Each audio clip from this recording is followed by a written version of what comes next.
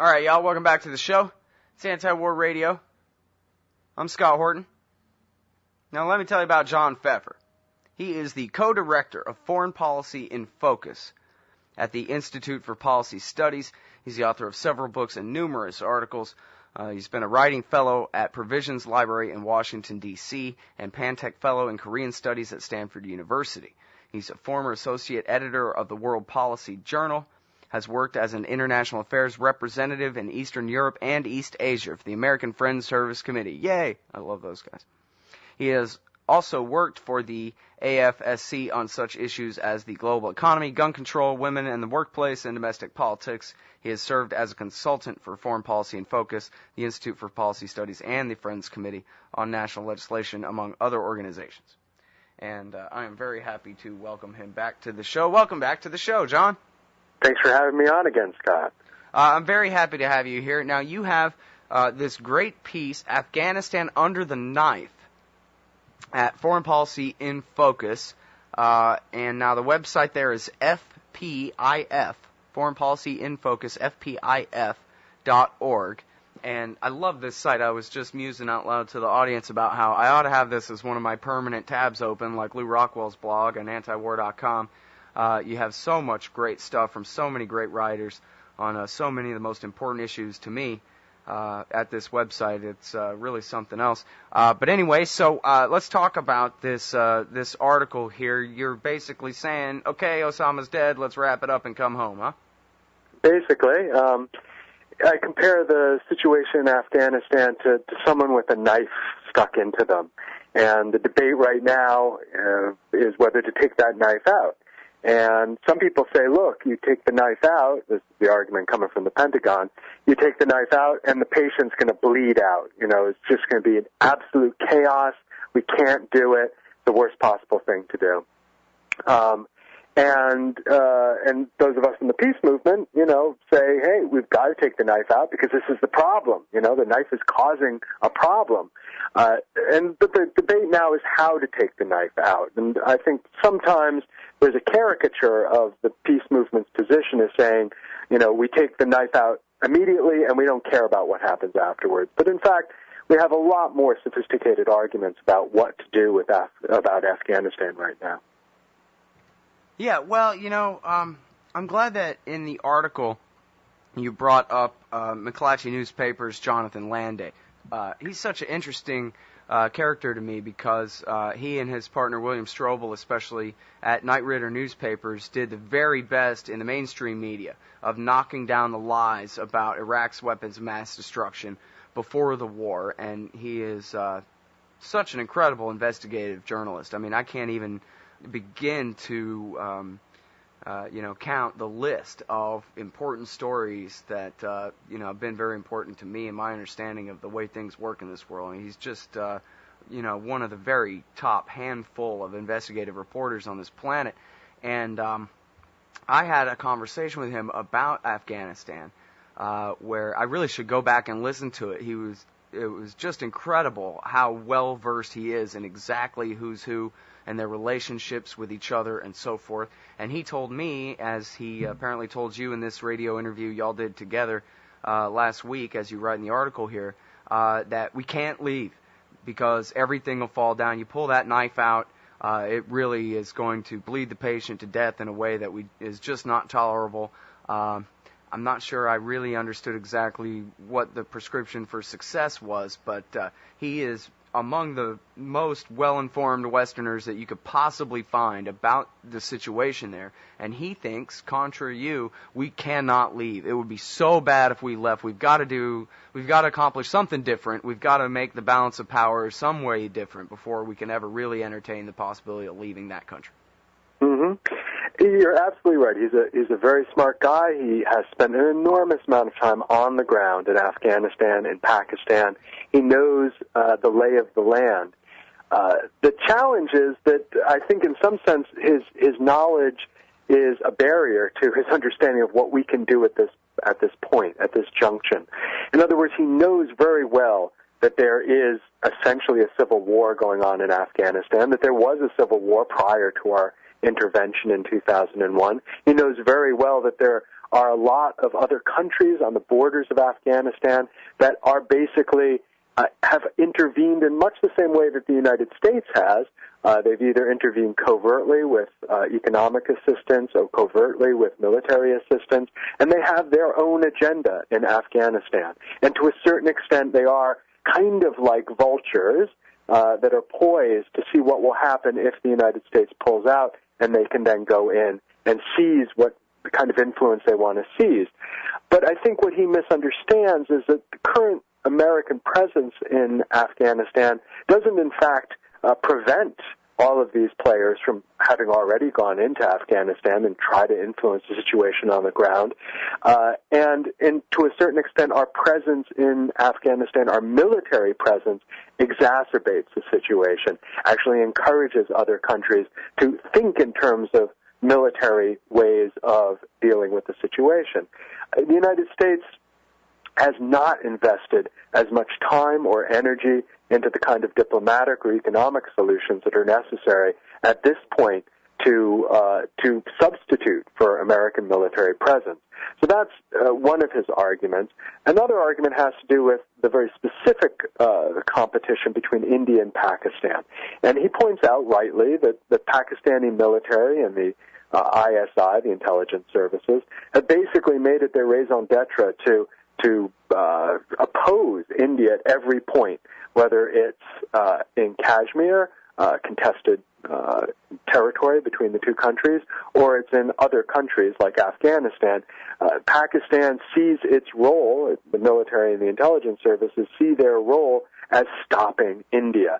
And Landay's concerned that if the United States pulls out its military forces from Afghanistan, basically India and Pakistan will go right at each other's throats, and they won't stop, and it'll escalate even to the point of a nuclear exchange.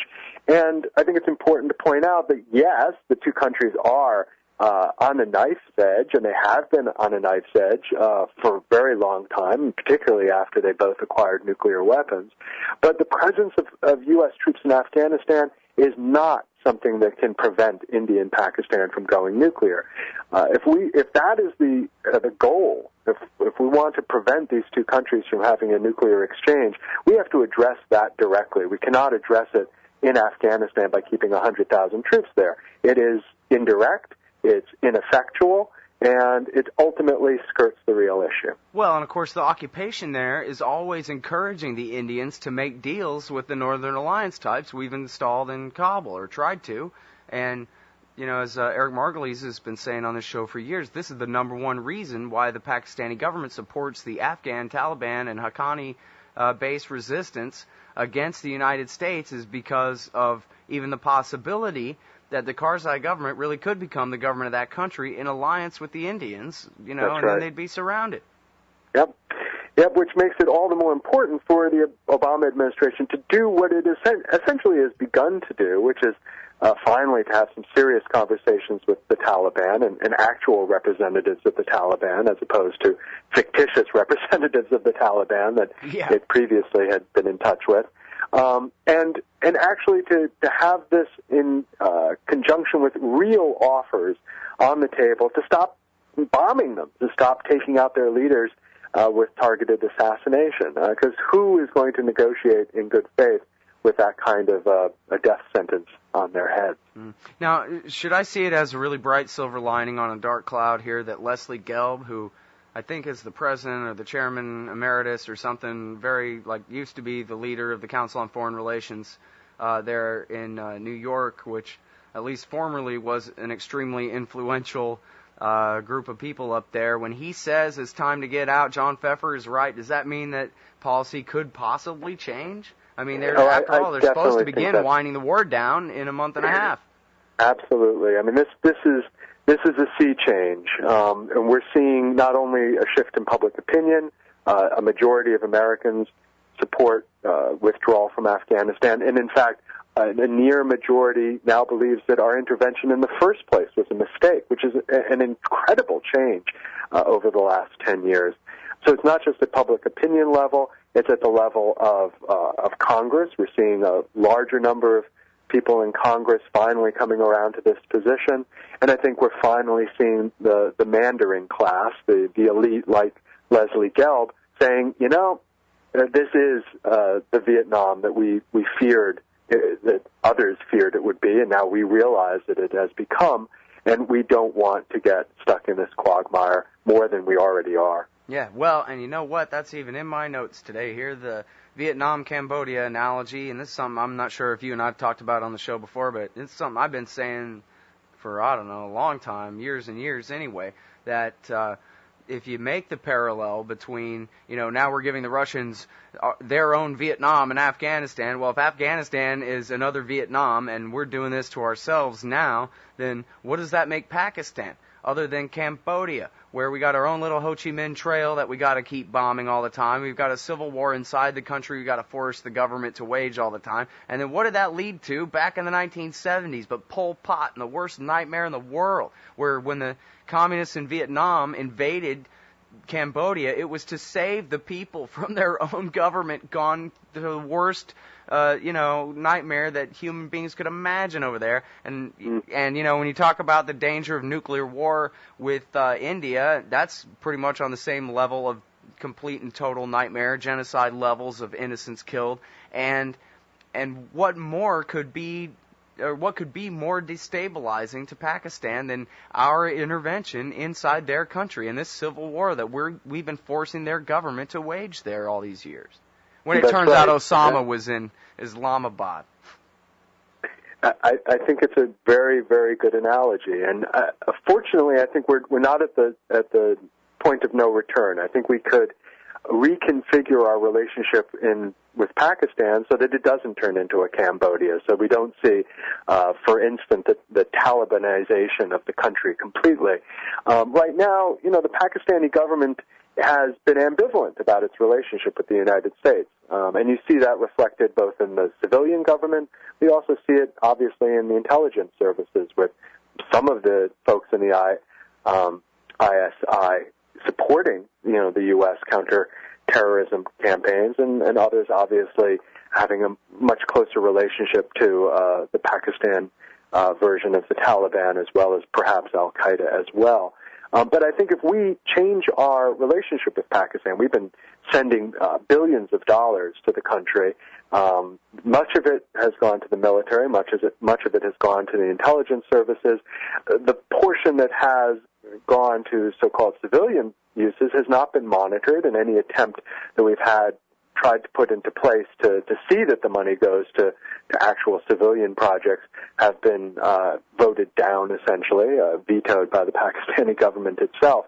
I mean, we have to basically transform that relationship. I mean, we can no longer support this kind of military approach to not only counterterrorism within Pakistan, but our own self-serving needs in Afghanistan. Yeah, well, and I guess we'll see how it goes. It's interesting, the part where we're talking about, elite opinion is finally starting to come around on this subject, too. I still wonder what that means for the future of the policy, really. I mean, it's got to be the generals who agree, not the Council on Foreign Relations at this point, right? Well, that's absolutely true. And I do think that, we're going to see the generals come around to this. I mean, it's in their interests as well. It's just, for them, it's difficult for them to turn a battleship so quickly. It takes them a while to figure out, what does this mean for our deployments? What does this mean for overall strategy? What does this mean for our overall commitment to the region? The future of their own individual careers. Exactly.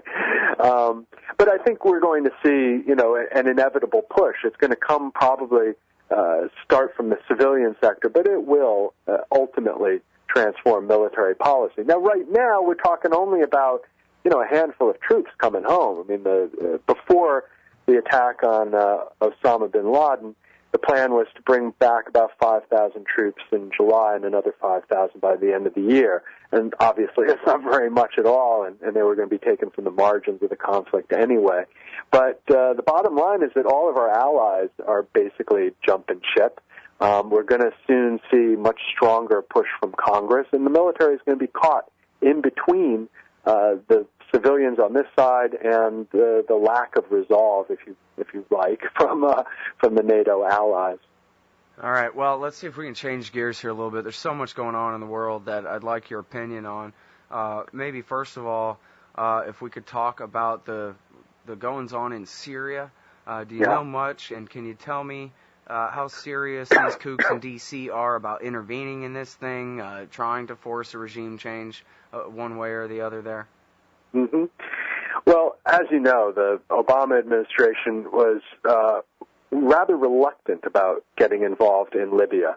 This was something that the administration, felt compelled to do in part because of pressure from allies in Europe, felt compelled to do in part because of pressure from some members of Congress and some elite opinion here in the United States. And once they did get involved in Libya, then they pretty much accelerated the efforts to turn things over to NATO. Now, of course, we're still involved there, but our capacity to get involved anywhere else is limited. I think the Pentagon recognizes this.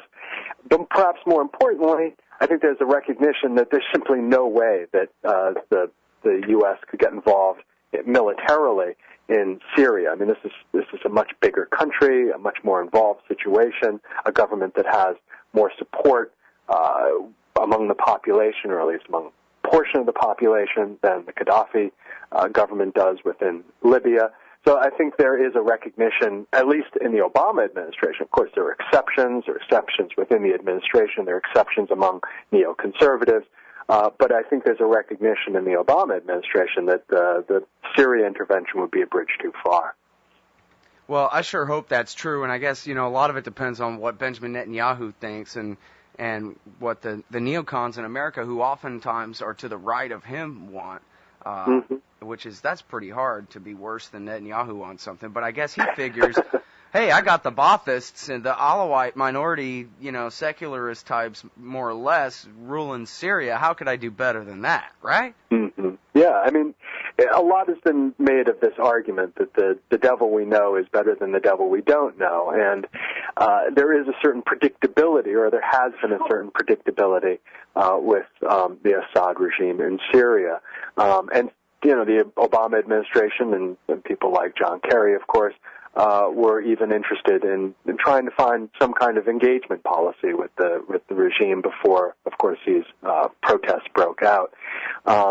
So I think that also tempers any considerations of going beyond economic sanctions, beyond condemnations, which, of course, the Obama administration is engaged in, but military intervention, that's really not on the table. Well, that's good. You think maybe they'd try to do a coup d'etat or have some assassins intervene, something like that, or they know better even than that, you think? Well, you never know. I mean, you never know what is being cooked up here in Washington. It's not the most transparent of places. My guess, though, is that, frankly, they take a look around and see what the different options are. A military coup, perhaps, but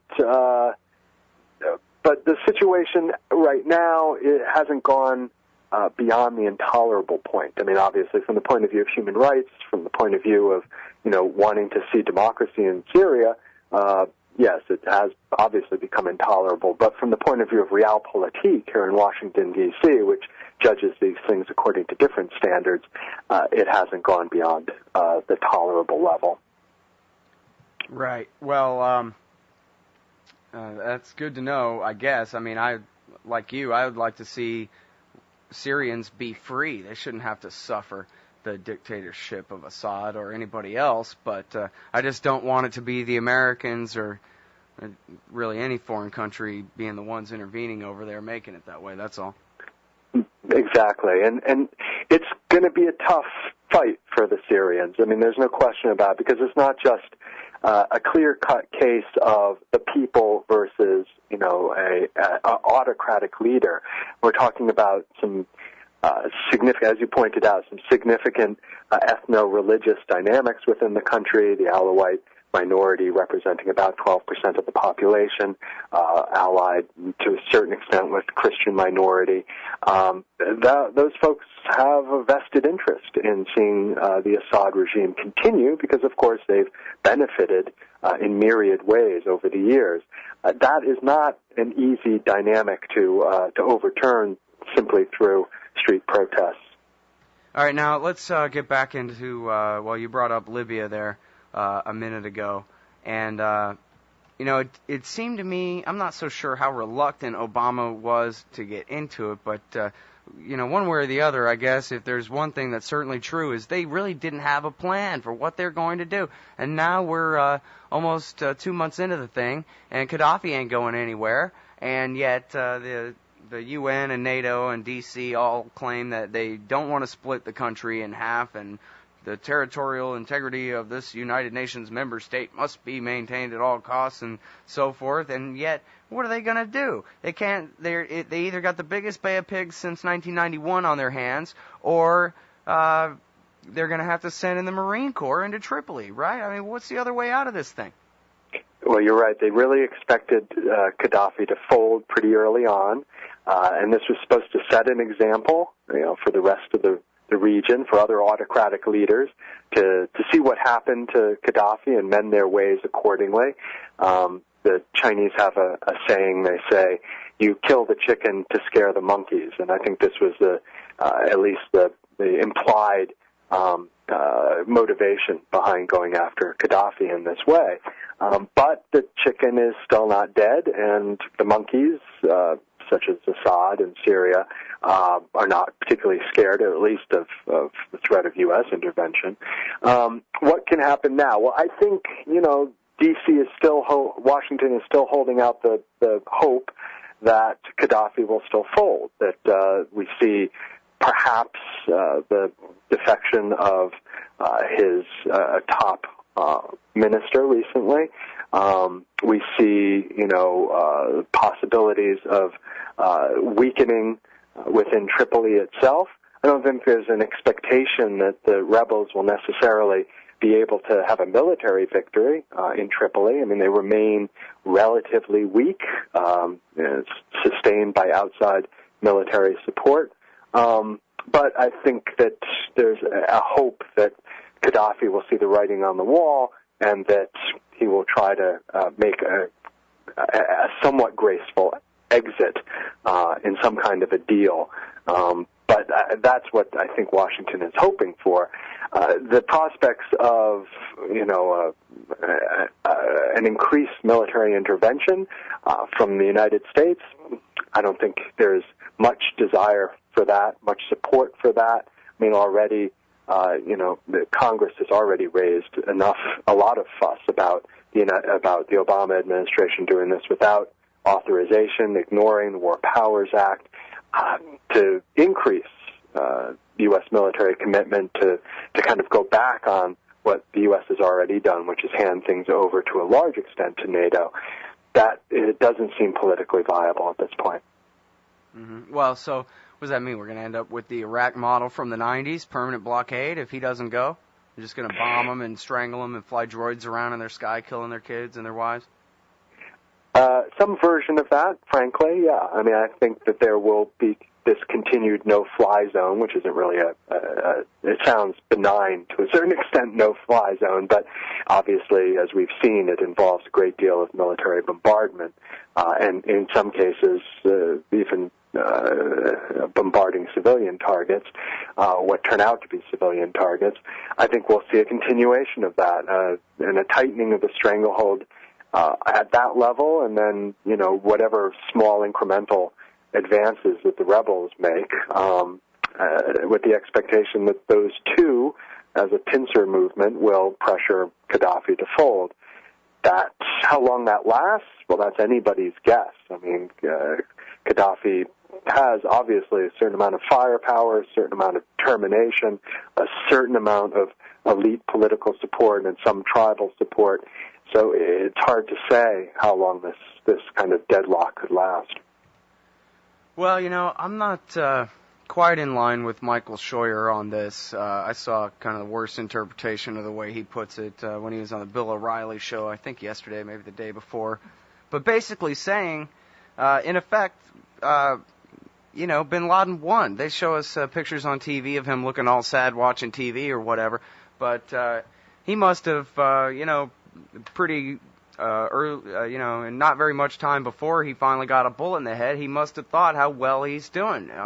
As Scheuer said back in 2005, we are completing the radicalization of the Islamic world that he was trying to accomplish. Of course, the people of the Middle East never rose up to make him their new, caliphate king or whatever, sultan in charge of everyone or anything like that. But, they've made great strides in at least overthrowing the American-backed dictatorships. It seems like the Arab Spring isn't going away. It might last, a few years before it actually is, finished getting rid of all these autocracies, but it seems like it's on now, and it still remains to be seen, who exactly is going to take power there. But I don't guess bin Laden ever thought it would just be a bunch of bin Ladenites who would come to power. What he wanted to see more than anything, though, was America and Britain's friends, those kingdoms, especially on the Arabian Peninsula, fall.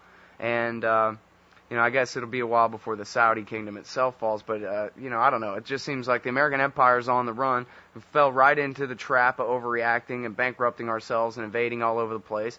And that had to have, our relationship with Israel and our relationship with the dictatorships in Egypt and Tunisia and Jordan, etc., has got a lot to do, and the Iraq war going on right in their midst and all that has a lot to do with the radicalization of the people who have risen up to overthrow their countries, right? I mean, it's like Dick Cheney secretly worked for bin Laden all along instead of the other way around like the truthers say all day.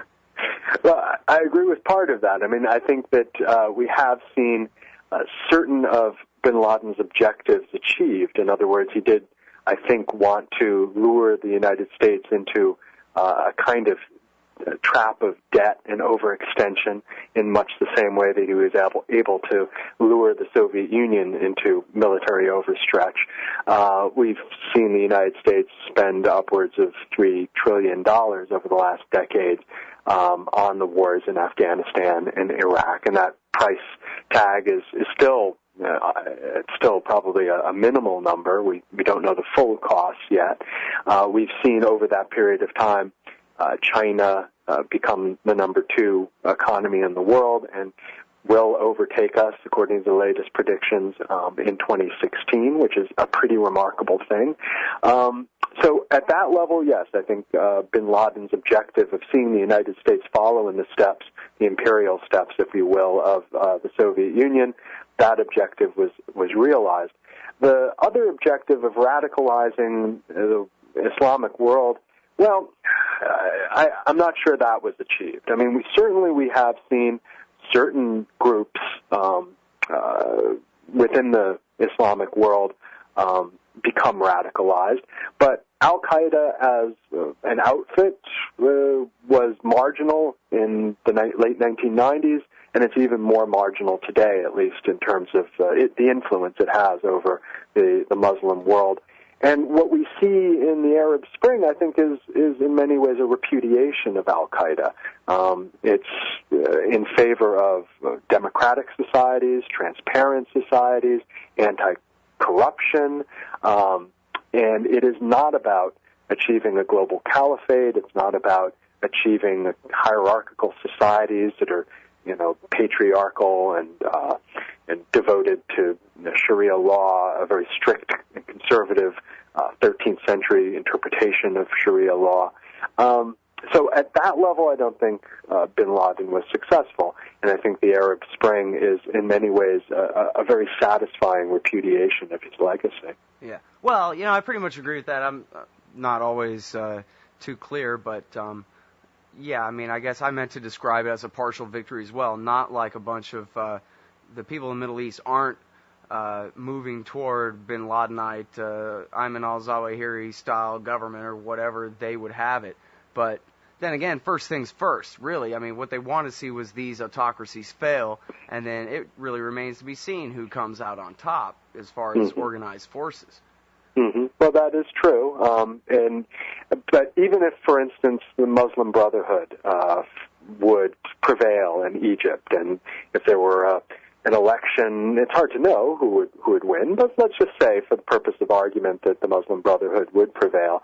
I don't see the Muslim Brotherhood as being in the same category as Al-Qaeda. In fact, Al-Qaeda has at times rejected the Muslim Brotherhood as being simply a kind of a reformist and accommodationist wing of Islamism, because it participates in democratic elections, because it has rejected the notion of Islamic caliphate, because it is, thoroughly in the modern world in terms of modern society, not just the use of modern technology like Al-Qaeda.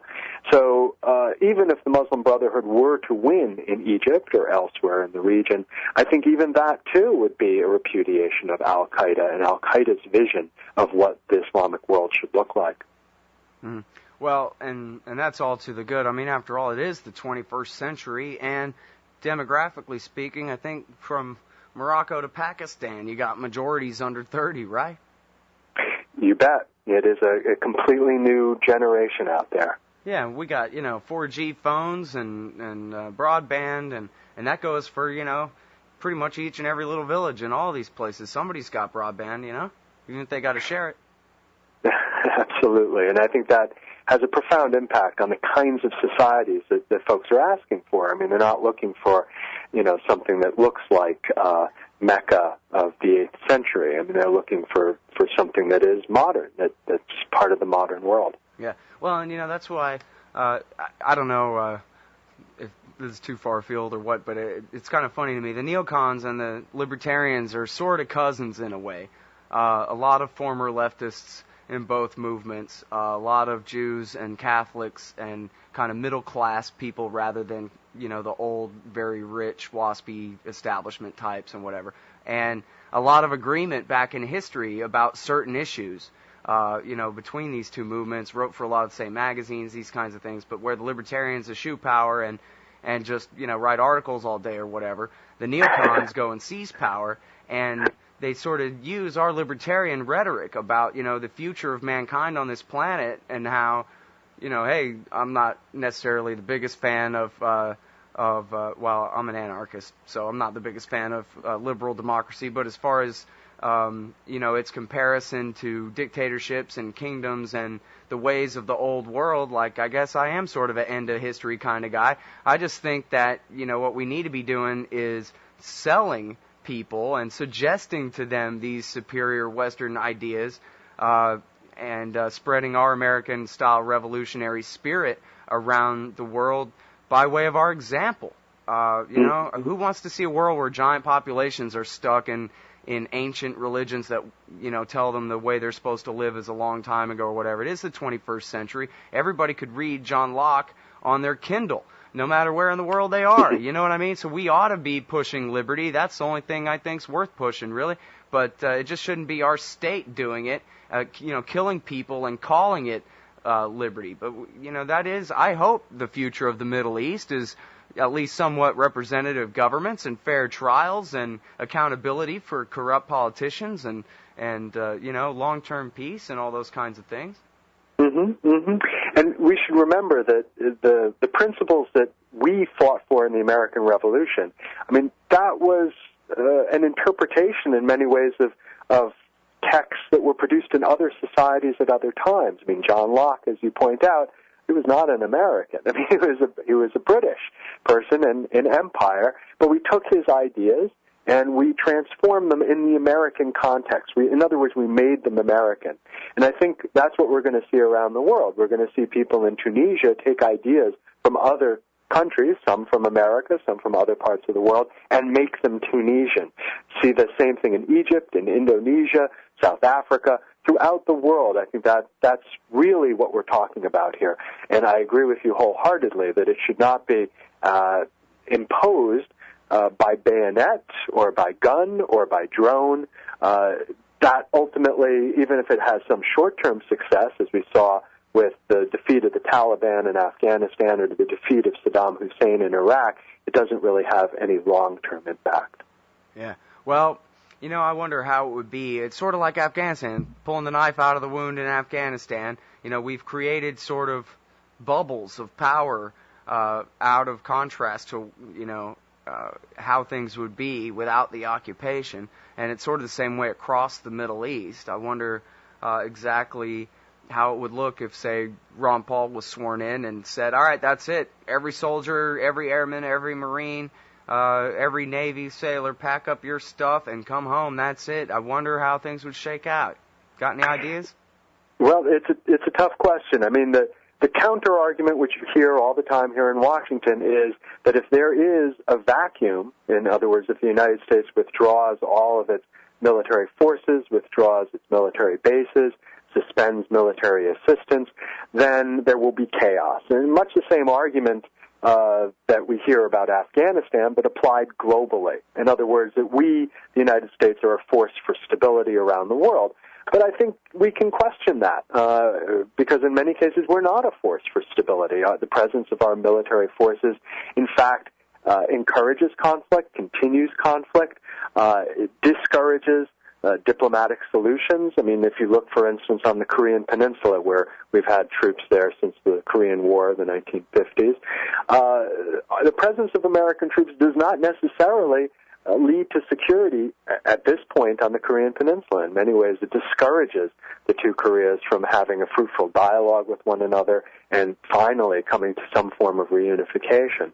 So I think we have to question this assumption that U.S. military forces overseas are a force for good and a force for stability.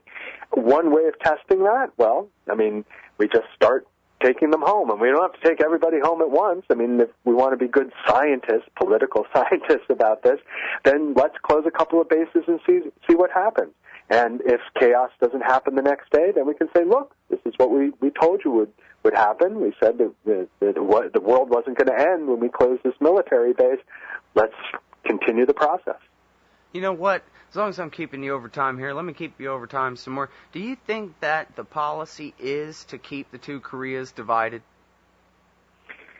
Well, I don't know if it's consciously to keep the two Koreas divided.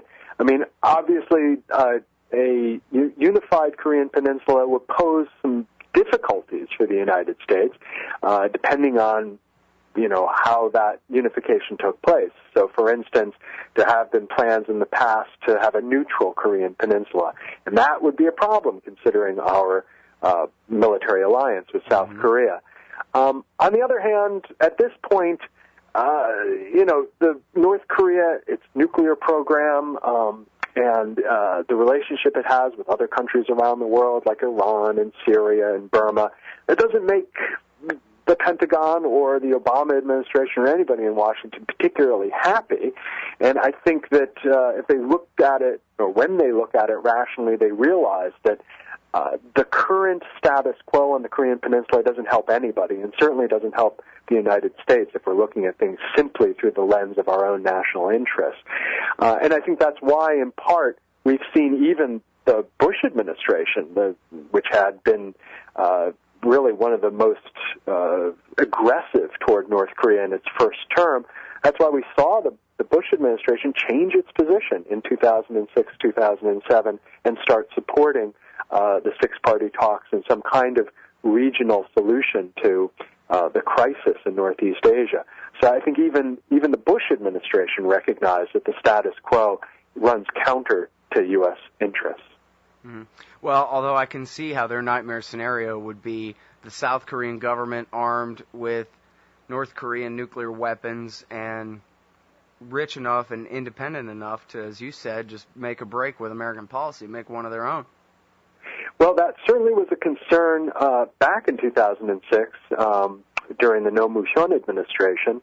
No Mu-hyun, president of South Korea, when he was elected, there were tremendous concerns in the Bush administration that here was going to be the most radically anti-American leader in South Korean history, and that this leader was talking about, if not neutrality, then a certain kind of independence for South Korea in its military and security posture in the region. But then what turned out to be the case? What turned out to be the case is that actually No Mu-hyun, despite his heritage, his lineage in anti-American movements, turned around and said, well, actually, the alliance with the United States is really important, and we're kind of really worried that the United States is going to withdraw its security guarantees, and we're going to start spending a lot of money on military, even as we continue to reach out to North Korea, but we're not going to cut back on our commitments to the United States.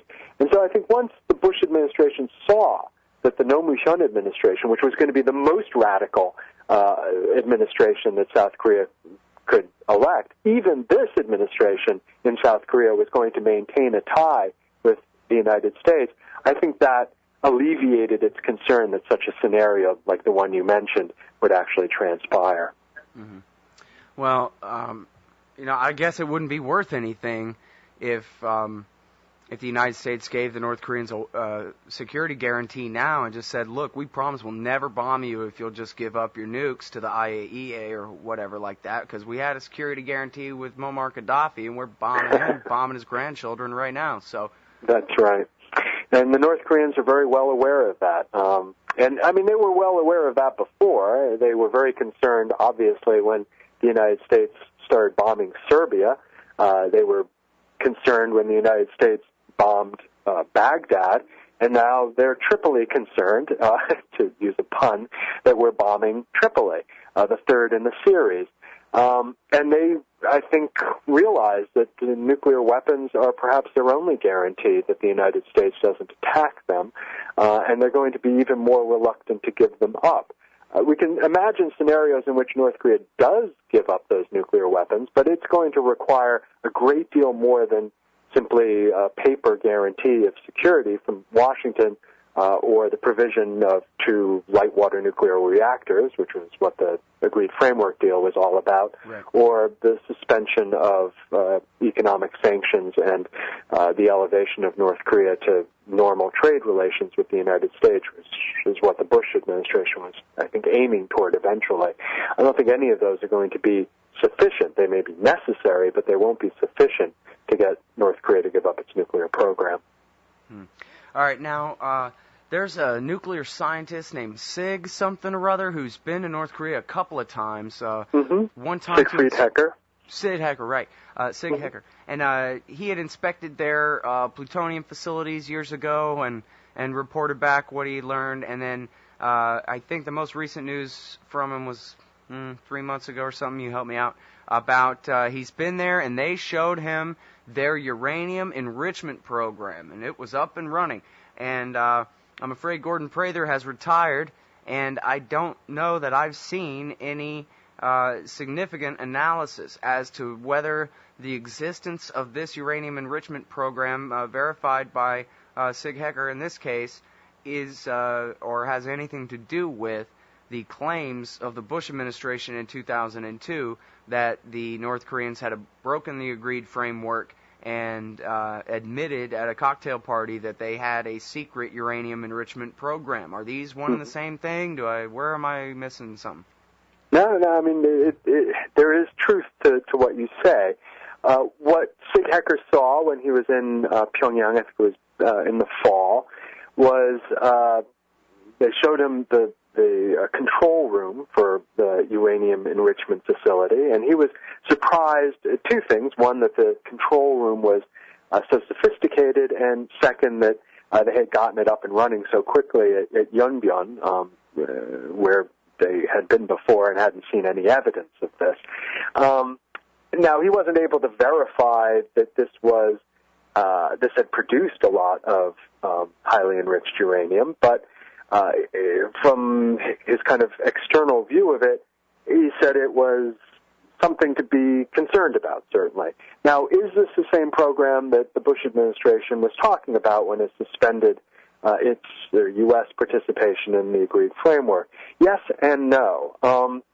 We have to remember that the Clinton administration said that it knew of the existence of the highly enriched uranium program as far back as 1998, but it basically had dismissed it as being not a significant program. In other words, there were some parts in place, but that North Korea hadn't necessarily produced anything, and it was kind of like a low-grade insurance policy that they had taken out in case the United States reneged on its commitment to the agreed framework.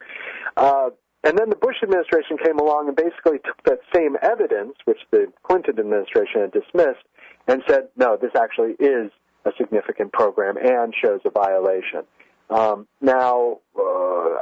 In my opinion, that was the Bush administration looking for an excuse to suspend our participation in the agreed framework.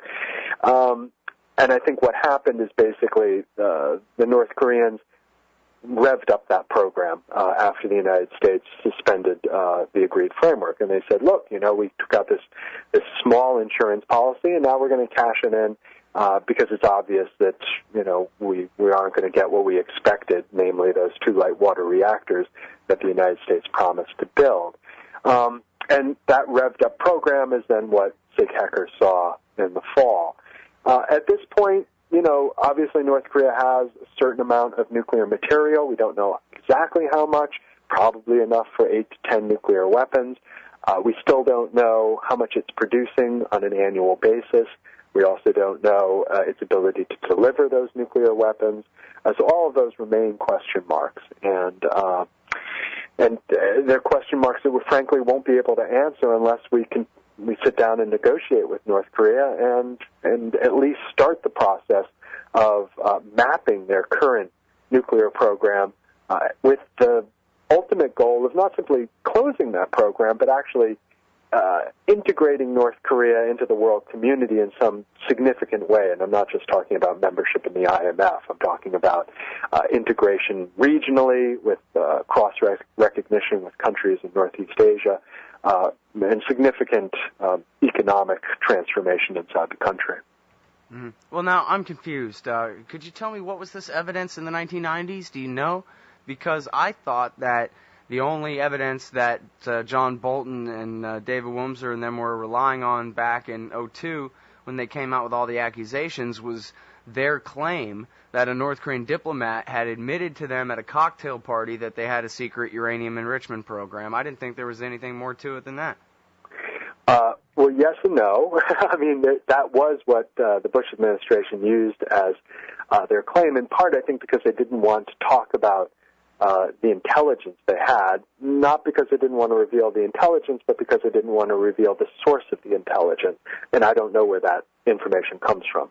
But I believe the evidence that was available in 1998 was evidence of aluminum tubing that North Korea had bought, probably as well some information about plans that they had gotten from Pakistan, from the infamous nuclear proliferation network there, and there's still a lot of open questions about where that information, exactly how it got to North Korea, what it consisted of, what North Korea did with it. But I think it's those 2 things that the Clinton administration was looking at.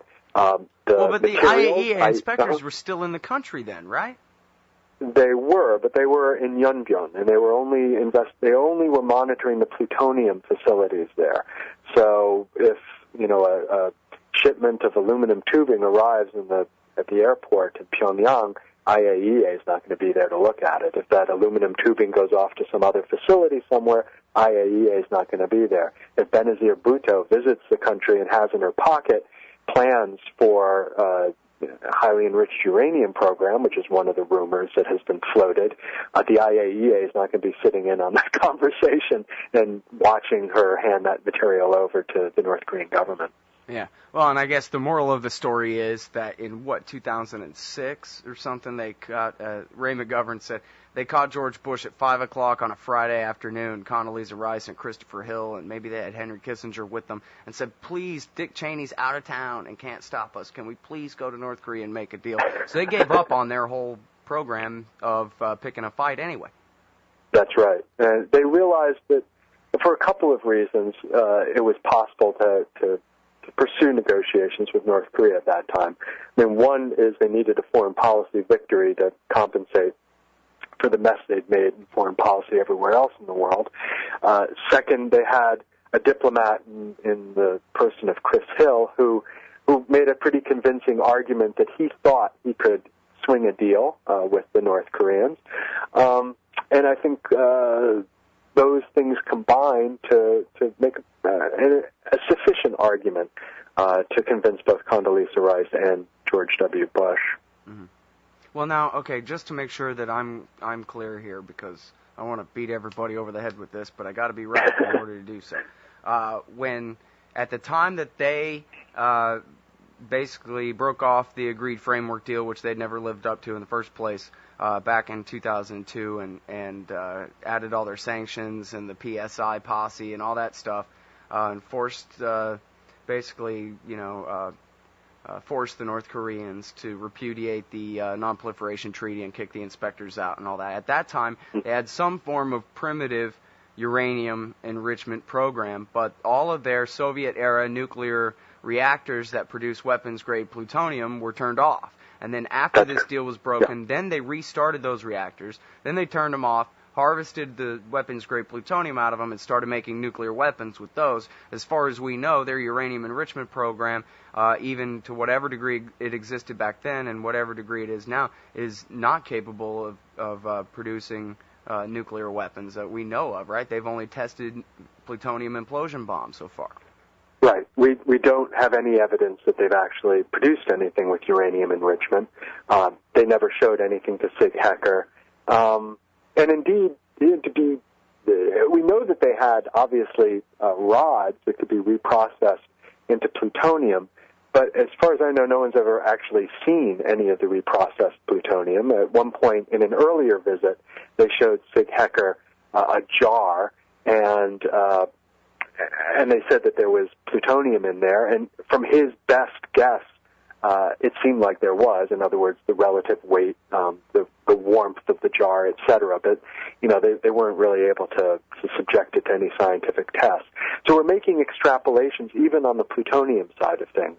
We're making those extrapolations based on the length of time that the reactors were going, the number of rods that the IAEA obviously tracked, the expectation of how long it would take to reprocess them, etc. Well, and the partial failures of the nuclear tests tends to reveal that those were complicated implosion devices rather than a simple gun-type nuke that you'd probably make as your first-generation uranium nuke weapon, right? Yeah, and, I mean, that's the other evidence we have that they have, plutonium, and also evidence that they obviously haven't quite mastered the science of creating a bomb, but again, this is sketchy evidence that we're working with here. Right. It's certainly a worse situation than it was in 2002. That's what I know. I guess I've learned that there was more to the concept of a secret uranium enrichment program before they broke the deal than I'd ever heard of before. Makes me want to go back and reread some Gordon Prather too. But very interesting stuff. I don't know if anybody really cares about Korea to listen to this kind of inside baseball sort of thing about North Korea policy, but I think it's absolutely fascinating. And, of course, millions of people's lives hang in the balance. It's an extremely important potential war. Hey, they don't even have but a ceasefire from the old war. They don't even have a peace agreement from 1953, right, or 52.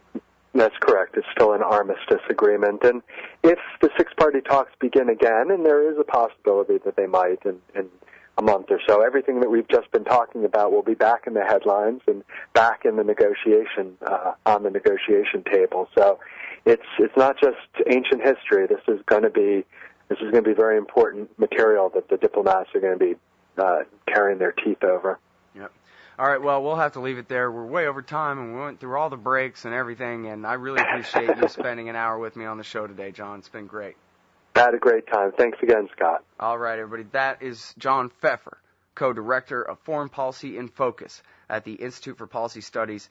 The website is fpif.org, and they have a stable of incredible writers and got their finger right on what's most important in the world every day. I highly recommend that you check them out.